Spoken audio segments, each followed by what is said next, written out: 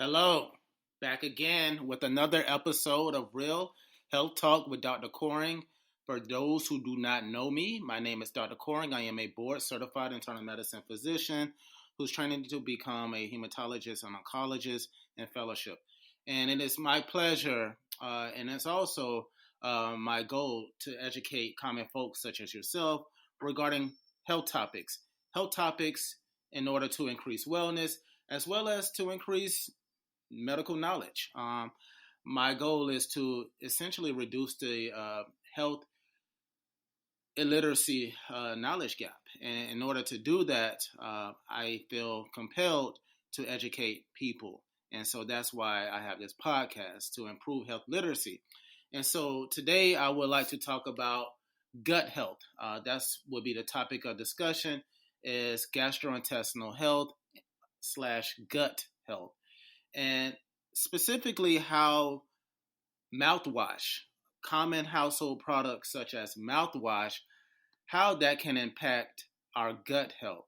All right, so let's get started. So let's get right into gut health and what is that? And so gastrointestinal health, reason why that's important is essentially to reduce this disease that infect our gastrointestinal tract. And so common diseases that affect our gastrointestinal tract is inflammatory bowel disease. That's basically a fancy way of saying that the bowel, so the colon, is inflamed.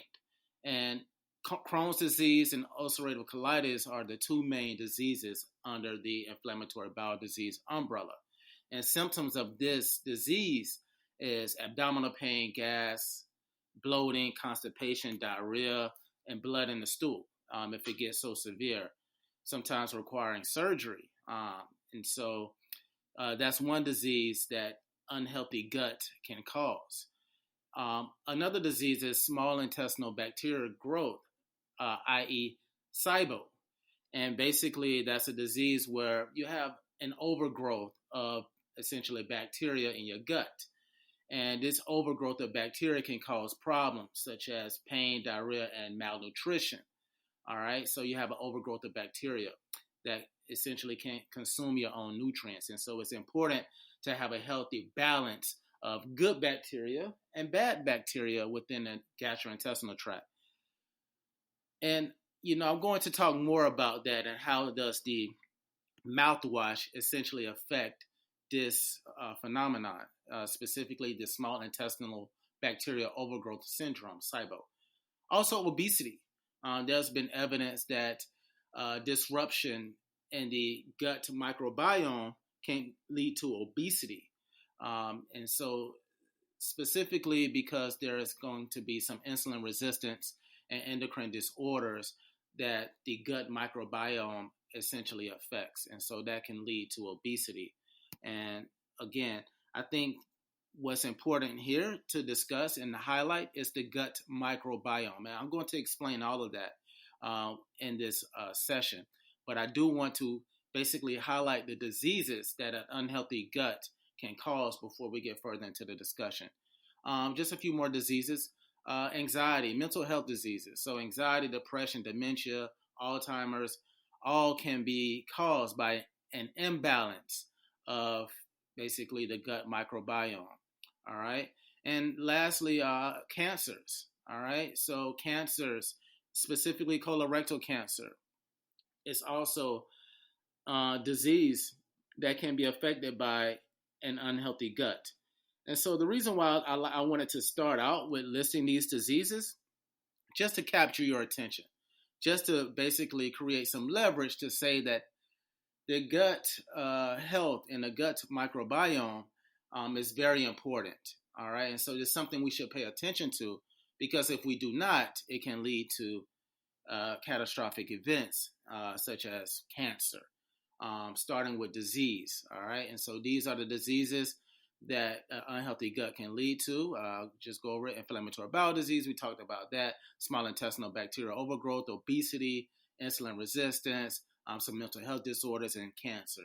And so that being said, What can prevent an unhealthy gut? And essentially, things that can prevent an unhealthy gut is making sure that we keep a healthy microbiome within the gastrointestinal tract. And so, what does that mean, Dr. Coring? I'm glad you asked. A healthy microbiome within the gastrointestinal tract means a healthy amount of microbes or a healthy amount of bacteria. You see, there is bacteria that exist inside the gastrointestinal tract. There's good bacteria, we call probiotics, and there's bad bacteria. And this bacteria that naturally exists within our gastrointestinal tract. Again, the good bacteria. And there should be a healthy balance. And so we know that it's bad bacteria there, but that bad bacteria that's there inside the gastrointestinal tract is held in check by the good bacteria, i.e., our own immune system. And so, getting to the topic of how to keep a healthy balance, this is where I want to introduce the mouthwash topic. All right. And that brings me to the point of mouthwash. And so, what does mouthwash do? What is mouthwash designed to do? Well, mouthwash is designed to kill bacteria inside of our mouth. That's what it's designed to do. Why is that important? Well, bacteria inside of our mouth can lead to bad breath. All right. It could lead to a unhealthy oral hygiene, essentially. So we want to use mouthwash to exercise good oral hygiene. It's important. It's part of our daily routine, nightly routine. Good oral hygiene is being professional. For example, if you work a professional job, so it's highly understandable. It's a reason why the mouthwash industry, is thriving. People are paying attention. They want good breath. So no knock there. However, in killing the bacteria inside of our mouth, you have to understand that mouthwash can kill both the harmful bacteria as well as the beneficial bacteria. And so that leads to gut health. And so essentially it can lead to unhealthy gut because the GI system starts in the mouth, ends in the anus. And so the bacteria in our mouth affects the bacteria in our colon and our intestines, essentially. And so that's something that people have to understand, that our gastrointestinal tract starts in our mouth. And so the good bacteria in our mouth, the beneficial bacteria in our mouth affects our digestion. And if that gets altered, it can lead to those diseases that we talked about earlier. All right. And so what happens if we use mouthwash frequently, especially the alcohol-based mouthwash, and then mainly the alcohol-based mouthwash. These types of mouthwash can essentially kill the good bacteria and can be harmful to our gastrointestinal tract. And so that's why I would like to discuss alternatives. All right, alternatives to keep good oral hygiene while also paying attention to our gastrointestinal microbiome, meaning not wiping out the good bacteria, because you have to understand, once we wipe out the good bacteria, guess what? The bad bacteria now takes on and has a stronghold over our gastrointestinal tract, and that can cause the diseases that I mentioned, okay? And so we have to keep the balance. And so how can we do that? Well, they have alcohol-free mouthwash products that we can use. All right, that's one thing. That's one way to maintain a healthy oral hygiene as well as a healthy gut microbiome. You could use mouthwash sparingly. Instead of using it multiple times a day, you could use it once a day or when you need it, when you feel like your breath is bad. All right, natural alternatives. So there are natural mouthwashes out there that contains essential oils like tea tree oil, eucalyptus, peppermint oil as well. And so these are all alternatives. Okay, maintaining good oral hygiene without mouthwash, period, by making sure we brush and floss regularly.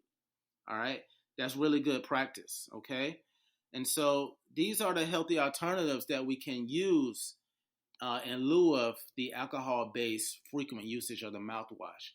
Other things that we can do to improve and maintain a good, healthy microbiome and ultimately to maintain good gut health is high fiber foods, increasing fiber into our diet. So the high fiber foods are the fruits, vegetables, whole grains, nuts and seeds. All right, so that's one way. Limiting processed foods is another way. Eating smaller meals is another way. Managing our stress, exercising more is another way of maintaining good gut health. And one underused method to maintaining a good, healthy gut microbiome is probiotics. All right. What the probiotics do is replenish the good bacteria that may be lost due to the mouthwash, for example. All right. So, what are some good probiotics and prebiotics? All right. So, some good things: yogurt, very, very good probiotic. Uh, Kombucha is good. Pickled foods like sauerkraut has good probiotics. And then the prebiotics can be found in many high fiber foods as well. And let me highlight what prebiotics is basically dietary fibers that has basically good bacteria feeds on these good dietary fibers. And so it basically what you're doing with the prebiotics is essentially you're eating food that essentially feed or allow the probiotics or the good bacteria that you already have in your body to thrive. And so what you're doing with the prebiotics is you're supporting the probiotics or the good bacteria that you have already. And so how can we support this environment, this good bacteria? Well, these are the foods that can do this: asparagus, garlic, onions, bananas, leeks, all are good prebiotic foods, okay? All right, so to summarize, gut health is very important. Maintaining a healthy gastrointestinal tract, meaning your mouth all the way down to the anus, maintaining that good, healthy microbiome environment means basically good health. Good gut health. And the reason why we want to do that is because we want to prevent diseases such as inflammatory bowel disease, small intestinal bacterial overgrowth, obesity, depression, dementia, anxiety, Alzheimer's, cancer such as colorectal cancer. One way to do that is limiting alcohol-based mouthwash because it destroys the gut bacteria. It alters and disrupts the gut microbiome.